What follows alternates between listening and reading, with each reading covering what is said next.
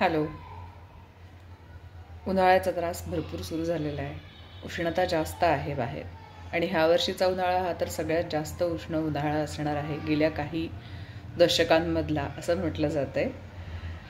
ह्या उन्हाळ्यामध्ये स्वतःची काळजी घेण्याचे अनेक प्रकारचे उपाय आपण पाहणार आहोत. त्याच्यासाठीचे छोटे छोटे व्हिडिओजची सिरीज सध्या सुरू करते आहे.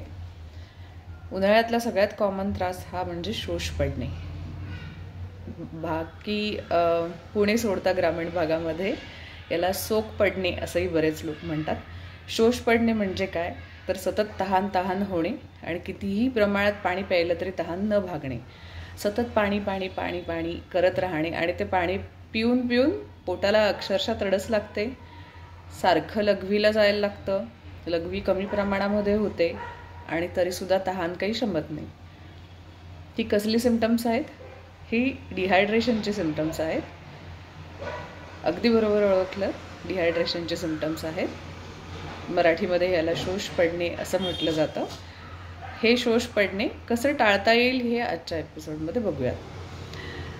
काय करता येईल सोपा उपाय? हल्ली बऱ्याच जणांकडे फ्रीज आहेत. पुन्हा आता फ्रीज की माठ ह्या वादात मी पडत नाही.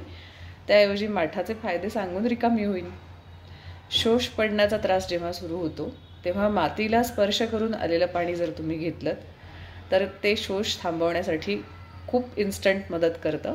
जर तुमच्याकडे माठ असेल तर कृपया तो माठ माळ्यावरून खाली काढा. त्याला भरपूर साध्या नारळाच्या शेंड्यांनी भरपूर घासून घ्या, म्हणजे त्याची छिद्र मोकळी होतील. नारळाच्या शेंड्या मिळण्यासारख्या नसतील तर मिठाने घासा. हे का सांगते आहे मुद्दाम, तर बरेच लोक साबणाने घासतात. साबणाचे कण हे त्या माठाच्या छिद्रांमध्ये पुन्हा जाऊन बसतात आणि मग साबणाचं पाणी बरेच लोक पित राहतात आणि त्याचा त्रास होतो आणि मग नंतर म्हणतात की आम्हाला माठातलं पाणी प्यायल्यानंतर त्रास झाला.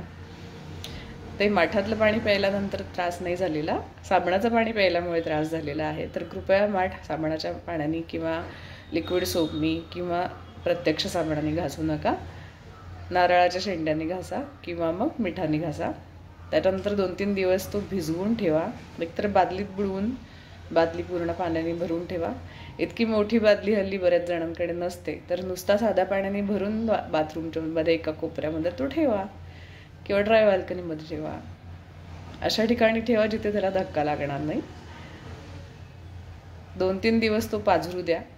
पाझरल्यानंतर पुन्हा एकदा प्रोसेस रिपीट करा घासण्याची आणि मग पुन्हा भरताना फिल्टरच्या पाण्याने भरा. म्हणजे तुमची जी काळजी आहे की मला त्यातून जंतू येतील का, तर नाही येणार. कदाचित थोडेफार प्रमाणामध्ये येणार. आता ती 100% खात्री की आता मी डिस्टिल वॉटर प्यायल्याशिवाय कोणी देऊ शकत नाही की मला पाण्यातनं जंतू येणारच नाही. आरोच्या पाण्यात पण जंतू असतात, हो असतात. त्याविषयी एक स्वतंत्र एपिसोड करूयात की कुठल्या कुठल्या प्रकारचे आजार हे आरोच्या पाण्याने सुद्धा होतात. त्यावर एक एपिसोड करूयात. तर मातीचा स्पर्श होऊन आलेलं पाणी पिणं गरजेचं आहे शोष थांबवण्यासाठी. जर माठ अगदी नसेलच तुमच्याकडे, तुम्ही बॅचलर आहात, तर माठाचं खापर कुठे मिळतं आहे का बघा. सोपं काम. शेजारी पाजारी कोणाचा माठ फुटलेला आहे का, त्याचं खापर आणा. ते खापर गॅसवर गरम करा आणि ते पाण्यात विझवा.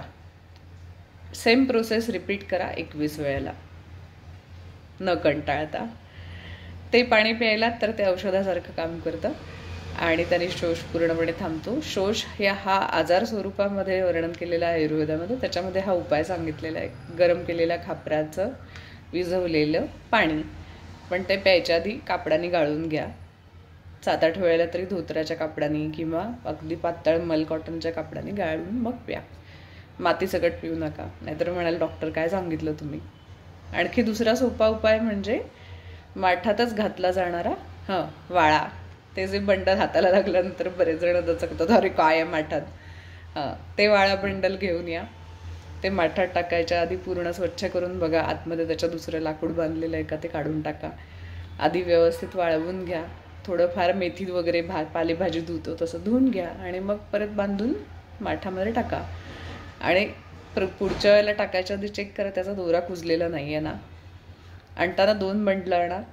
एक माठातलं बंडल काढा दुसऱ्या दिवशी जेव्हा माठ भराल तेव्हा. ते खिडकीत बांधून ठेवा वाळण्यासाठी. तेव्हा दुसरं बंडल टाका.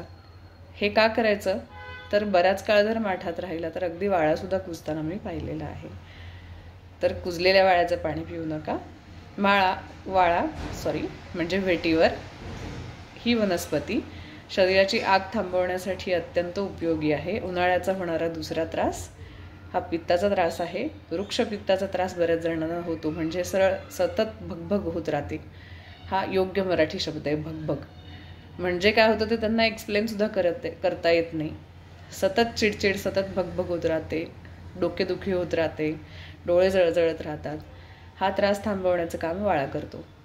हे 2 साधे घरगुती उपाय उन्हाळ्याचे त्रास थांबवण्यासाठी यावर्षी नक्की करून बघा. माठातलं पाणी पिऊन बघा आणि माठात वाळा टाकून बघा.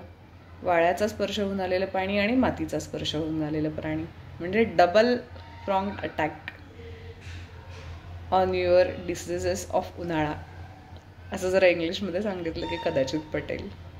करून बघा.